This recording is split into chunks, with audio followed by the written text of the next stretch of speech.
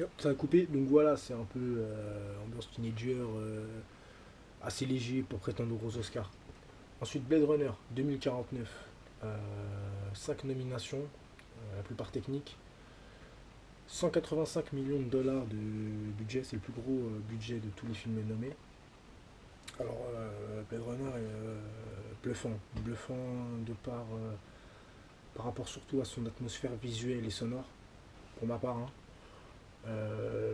L'atmosphère futuriste, glaciale, brumeuse, poussiéreuse, polluée, multiculturelle que Denis Villeneuve va instaurer m'a paru plus vrai que nature. Honnêtement, j'ai peu souvenir avoir vu un futur aussi crédible dans un film.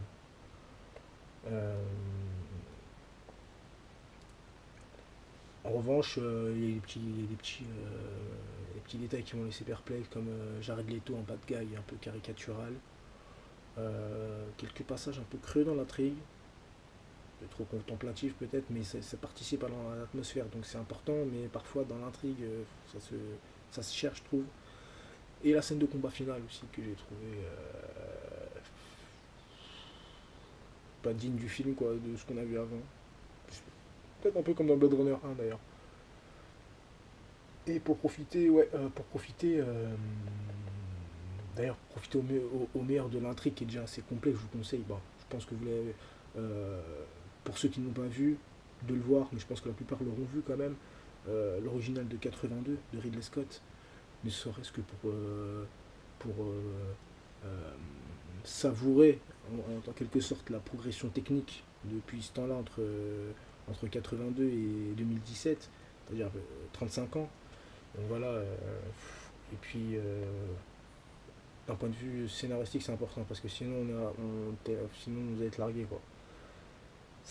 Et puis en plus, Blade Runner, quoi, c'est un vrai classique. Et bon, il fait pas partie de mes classiques pour autant, de mes classiques personnels.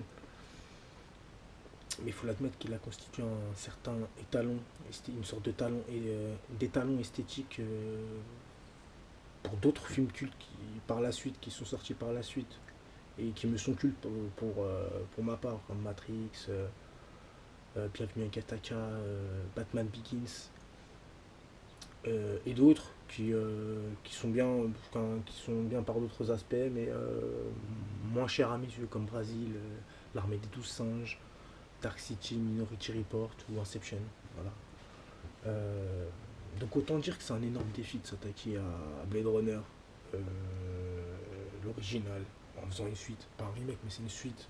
Mais une remake ou suite, un remake c'est impossible, mais la suite c'est vraiment. Les deux sont osés et il y a vraiment grosse proba de se casser les dents, quoi. Et selon moi, Denis Villeneuve, il est parvenu à se réapproprier l'atmosphère originelle, l'ambiance, l'ambiance de ce film architectural, surtout imposant par ses décors, et sans toutefois le dénaturer avec les dispositifs numériques actuels les plus courants, quoi, et les plus employés. Il a été intelligent là-dessus, il ne s'est pas laissé berner, il a, il a saisi le cœur de l'esprit de Blade Runner avec ses décors concrets et non numériques. Donc il a employé ça, il l'a poussé jusqu'à ses limites en profitant des progrès techniques quand même effectués jusqu'alors. Donc du coup le résultat est plus impressionnant pour moi. Quand tu regardes Blade Runner 1 et Blade Runner 2, d'un point de vue esthétique, voilà, y a pas photo. Voilà, il n'y a pas photo. Il y a pas photo. Après, je sais que je vais mettre des gens contre moi, mais pour moi, il a surpassé l'œuvre originale. Voilà, on passe à autre chose. Get Out, 4 nominations de Jordan Peele. Alors, petit budget de 4,5 millions de dollars, équivalent d'un budget de film français moyen, franchement, voilà. Même presque petit budget film français, hein. Donc, voilà. Je pense que vous avez entendu parler, c'est l'histoire d'un photographe renois qui vit avec sa copine et qui accepte de passer un week-end chez ses beaux-parents pour qu'il les présente, ça fait un moment qu'ils sont ensemble. Mais il est quand même inquiet des réactions qu'il peut avoir par rapport à sa couleur de peau qu'elle pourrait susciter, et puis très justement l'ambiance lorsqu'il arrive de cette grande propriété de plus en plus étrange. Donc bon, voilà, à voir. Et moi c'est un super film, hein.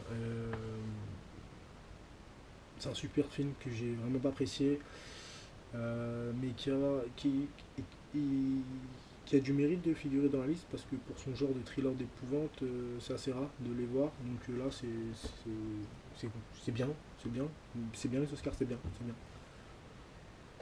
Euh, bon, le film est pas parfait, mais la première heure est superbe. Moi, j'ai vraiment aimé la première heure.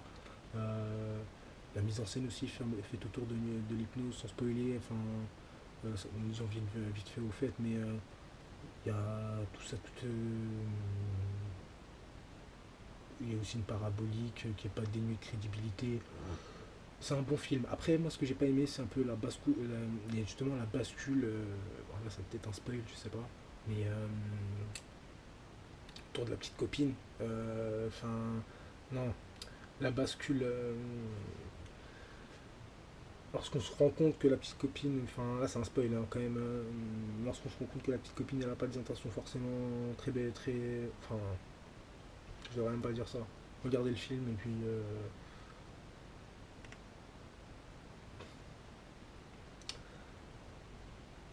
La première heure, j'ai bien aimé la première heure, mais le dernier acte, justement, lorsqu'il y a cette bascule justement qui intervient avec la petite copine, qu'on se rend compte que tout change en fait, ça passe vraiment dans un côté vraiment thriller, presque film d'horreur. J'ai moins aimé. J'ai moins aimé. J'ai mieux aimé être perturbé par ce qui se passait dans la première heure, me demander, me poser des questions, et lorsqu'il y a justement ces questions, il y a eu des réponses qui sont apportées. Là, j'ai pas été trop content des réponses, notamment vis-à-vis du personnage de la petite copine, parce que pour moi, là c'est un spoil que je vais dire, avancez un peu si vous voulez pas écouter. Pour moi, ça aurait été plus logique qu'elle soit elle également hypnotisée par sa mère, par sa famille, pour pouvoir attirer autant de mecs et rester aussi flegme, quoi. Parce que ça n'existe pas une fille aussi. Enfin, il n'y a pas de mots, quoi. C'est mauvaise, quoi. Ça n'existe pas. Elle peut pas rester, elle peut pas se regarder dans une glace. Enfin, je sais pas ce qu'elle a gagné. Bon, bref. Moi, j'aurais trouvé ça plus cohérent qu'elle soit hypnotisée elle également. Et comme ça, lorsqu'elle donne enfin, le passage où elle pas justement donné les clés, c'est cette bascule-là que je parle. Le moment où elle dit non, bah, les clés, je te les donne pas. Et tu es mort. Là, on se rend compte que ça y est, en fait, elle est avec eux. Et ben, j'aurais bien voulu qu'il y ait un plan qui dise qu'elle est hypnotisée. Voilà. Bon, ensuite, on va pas passer 4 heures. Call Me By Your Name, 4 nominations, 3,5 millions de dollars. Moi, Tonya, j'ai pas vu, hein, j'ai pas vu. Moi, Tonya, le biopic mouvementé sur la patineuse artistique Tonya Harding, incarnée par Margot Robbie, euh, transfigurée en moche un peu. Pour l'occasion, 3 nominations, 11 millions de dollars. Et les Pentagon Papers, 2 nominations, 50 millions de dollars. Pour un film assez qui en demandé. Bah, c'est Spielberg, hein. C'est Spielberg aussi, il a le budget. La constitution, plus ou moins, se basée sur les faits historiques d'un scandale d'État découvert par des journalistes à propos de la guerre du Vietnam. Donc voilà pour ce qui est des principaux nommés. Maintenant, on va passer au pronostic. Alors, tac tac, les pronostics. Il reste la vidéo a pris dans 45 secondes. Les Oscars, ils ont commencé depuis 6 minutes. Voilà, après, bon. Alors, meilleur costume.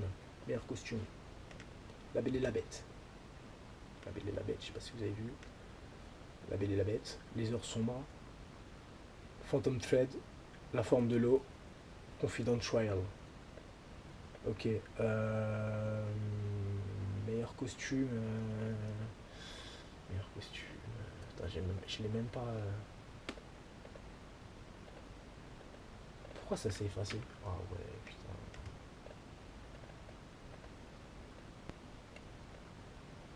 On revient dans un instant. On revient dans un instant. On revient dans un instant. Ne bougez pas. A tout de suite.